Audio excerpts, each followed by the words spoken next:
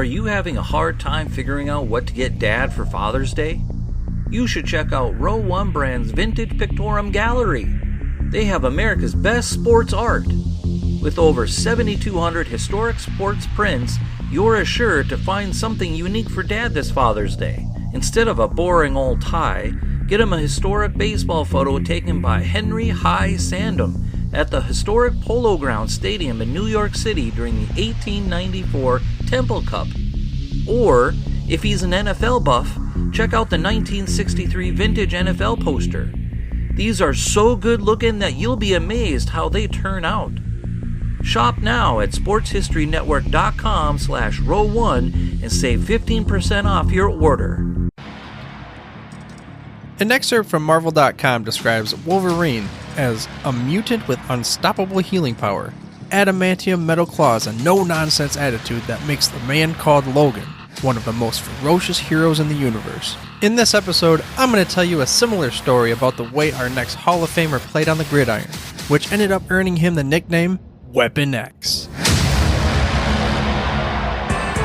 Welcome to the Football History Dude podcast, where each episode is a journey back in time to learn about the rich history of the NFL. Your host is Arnie Chapman.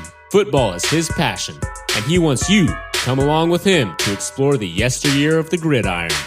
So hop on board his DeLorean and let's get this baby up to 88 miles per hour. Great Scott! This time as we step off our DeLorean, the date is October 13th, 1973, and we are in Jacksonville, Florida. And yes, this is episode 6 of an 8-part series where I'm releasing a daily episode about each one of the 2018 Hall of Fame class mini profiles. So yeah, these are shorter episodes, and they're going to be released all the way up until August 4th, which is the day of enshrinement.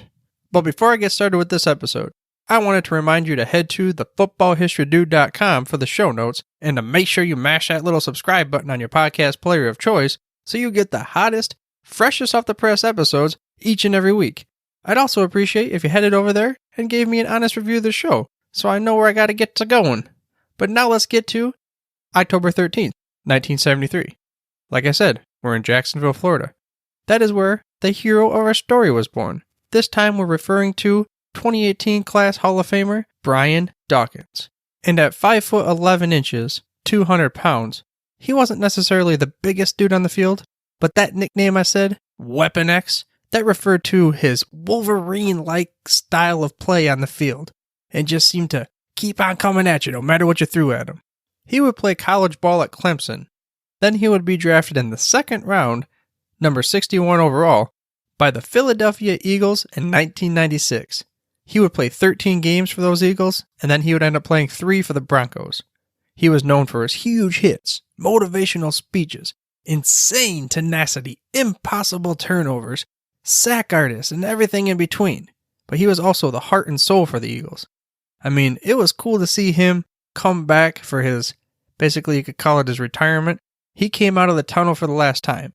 And it wasn't like shoulder pads and all that kind of thing, like he wasn't game ready. It was just him coming out, and the way that he came out of the tunnel, celebrated great plays, and everything was just extremely unique. And definitely go over and check it out if you haven't seen what I'm talking about.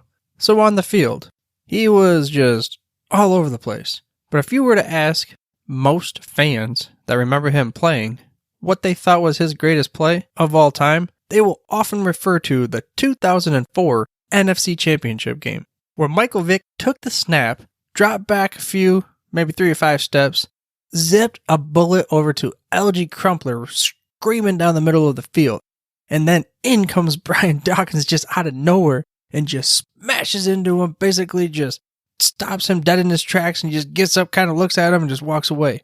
I mean, L.G. Crumpler, he was a big boy.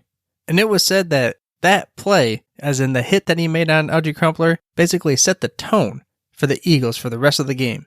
And that helped propel the Eagles to the Super Bowl. And now this is the same year, the Super Bowl that we talked about in the last episode, where Terrell Owens would make that heroic comeback.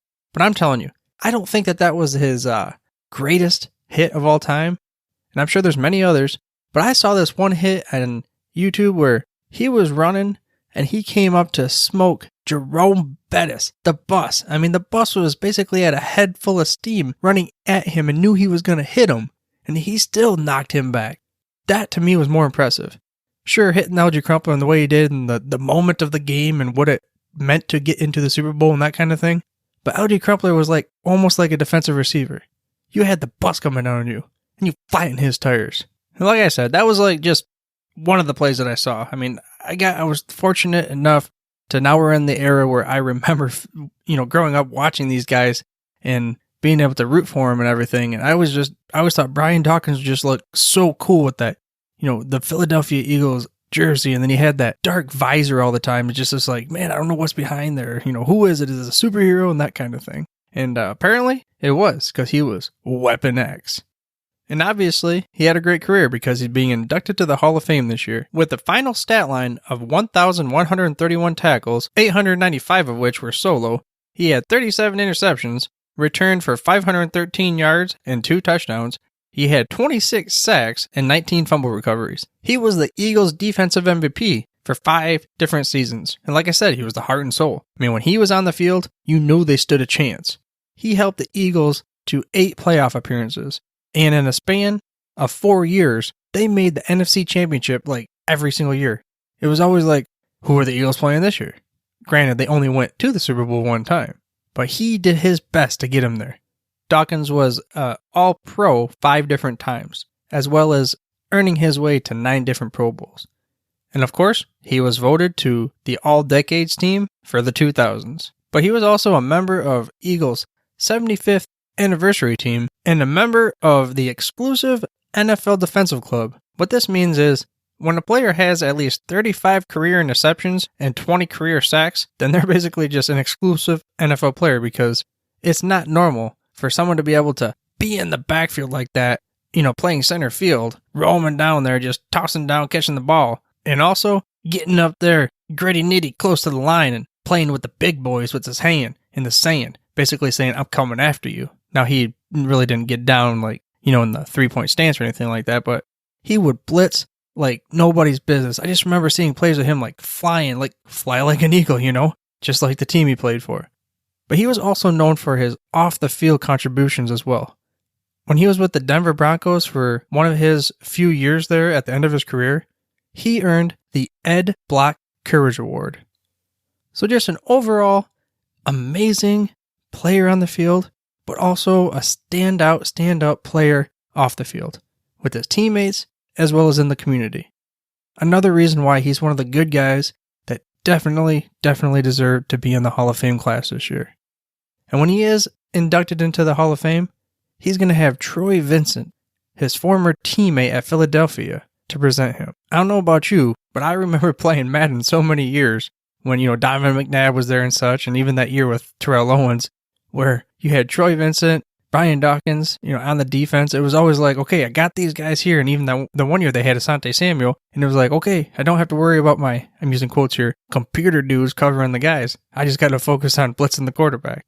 But that brings it to a close for this short little episode about Brian Dawkins' career. Again, as we get further along, we're going to discuss these different Hall of Famers in kind of a more detailed approach. But for now, tonight we have official NFL football. It is the first preseason game of the year for the year 2018.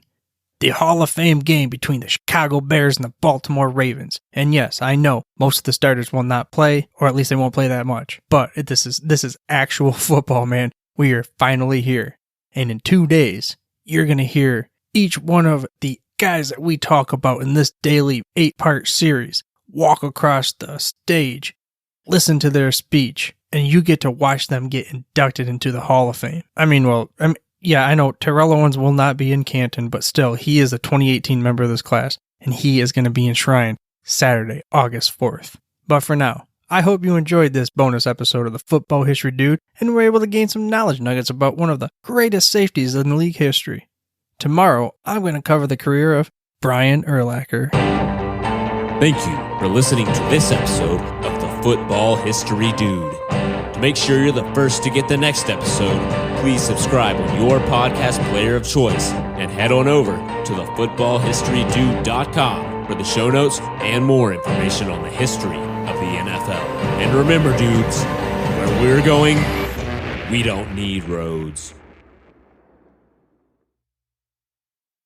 We here at the Sports History Network proudly partner with 26 podcasts, all revolving around the history of sports.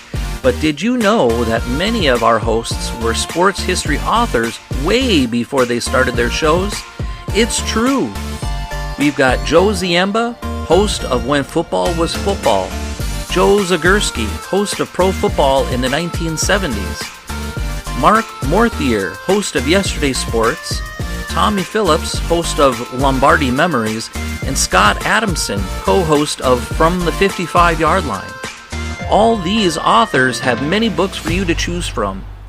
To check them out, go to our website at sportshistorynetwork.com/sportshistorybooks.